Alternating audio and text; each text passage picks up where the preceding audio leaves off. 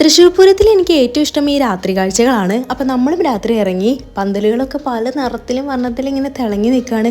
എനിക്ക് ഏറ്റവും ഇഷ്ടം ഈ വഴിയോര കച്ചവടക്കാരെ കണ്ടു നടക്കാനോ കേട്ടോ. ഭയങ്കര രസമാണ് അവരുടെ കയ്യിലുള്ള ഈ സംഭവങ്ങളൊക്കെ കാണാൻ. നല്ല സുന്ദരി മണികളായിട്ട് കുറേ പേര് നിരന്ന് നിൽക്കുന്നു.